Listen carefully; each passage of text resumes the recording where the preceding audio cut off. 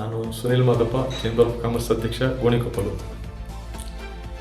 ಏನು ಇವಾಗ ಒಂದು ನಿನ್ನೆಯಿಂದ ಎಲ್ಲ ಸುದ್ದಿ ಮಾಧ್ಯಮದಲ್ಲಿ ಗೋಣಿಕೊಪ್ಪಲು ಕಾವೇರಿ ದಸರಾ ಸಮಿತಿಯ ಒಂದು ವಿಷಯವಾಗಿ ಅಧ್ಯಕ್ಷರುಗಳ ಒಂದು ಪೈಪೋಟಿ ಸ್ಪರ್ಧೆ ಅಂತ ಹೇಳ್ಬೋದು ನಡೀತಾ ಇದೆ.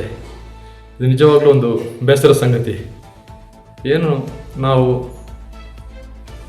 ಮೊದಲನೇದಾಗಿ ಗೋಣಿಕೊಪ್ಪಲಿನಲ್ಲಿ ಈ ಕಾವೇರಿ ದಸರಾ ಸಂಸ್ಥೆಯನ್ನು ಗೋಣಿಕೊಪ್ಪಲಿನ ವರ್ತಕರು ಹುಟ್ಟುಹಾಕಿರೋಂಥ ಒಂದು ಸಂಸ್ಥೆ ಇದು. 25 ವರ್ಷದವರೆಗೆ ಗೋಣಿಕೊಪ್ಪಲಿನ ವರ್ತಕರು ಇದನ್ನು ಚೇಂಬರ್ ಆಫ್ ಕಾಮರ್ಸ್ ಸಹಯೋಗದೊಂದಿಗೆ ನಡೆಸಿ 25ನೇ ರಜತ ಮಹೋತ್ಸವವನ್ನು ತಾವುಗಳು ತುಂಬ ವಿಜೃಂಭಣೆಯಿಂದ ನಡೆಸಿತು. ಇವಾಗ ಇದರಲ್ಲೂ ಸಮೇತ ಒಂದು ಪೈಪೋಟಿ ಕಾಣ್ತಾ ಇದೆ. ನಾವು ವರ್ತಕರು ಅಂತ ಹೇಳಿದ್ಮೇಲೆ ಇವಾಗ ಏನು 2 ಅಧ್ಯಕ್ಷರಿಗಂತೂ ಹೇಳ್ತಿದ್ದಾರೆ, ಇಬ್ಬರು ಅಷ್ಟೇ ನಮ್ಮ ಚೇಂಬರ್ ಆಫ್ ಕಾಮರ್ಸ್ ಸದಸ್ಯರುಗಳೇ.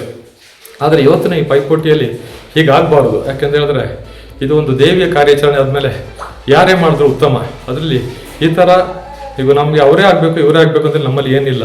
ನಮ್ಗೆ ಯಾರಾದರೂ ಅಷ್ಟೇ ಇವರಿಬ್ಬರು ಸಮೇತ ನಮ್ಮ ಚೇಂಬರ್ ಆಫ್ ಕಾಮರ್ಸ್ನ ಸದಸ್ಯರುಗಳೇ ಆದಮೇಲೆ ಯಾರು ಮಾಡಿದ್ರು ಒಳ್ಳೆಯದೇ. ಆದರೆ ಇದನ್ನು ತುಂಬ ಸುದ್ದಿಯಾಗಿ ಮಾಡುವಂಥದ್ದು ಒಂದು ಒಳ್ಳೆಯ ಲಕ್ಷಣ ಅಲ್ಲ ಅಂತೇಳಿ ನನ್ನೊಂದು ಅನಿಸಿಕೆ. ಮತ್ತು ಇದನ್ನು ಈ ಥರ ಮಾಡೋದಕ್ಕಿಂತ ಇನ್ನು ಮುಂದೆಗೆ 50ನೇ ವರ್ಷದ ಈ ಹಬ್ಬವನ್ನು ತಾವು ವರ್ತಕರ ಸಂಘದಿಂದ ಮಾಡಿದ್ರೆ ಉತ್ತಮವಾಗಬಹುದು ಅಂತೇಳಿ ನನ್ನೊಂದು ಅನಿಸಿಕೆ.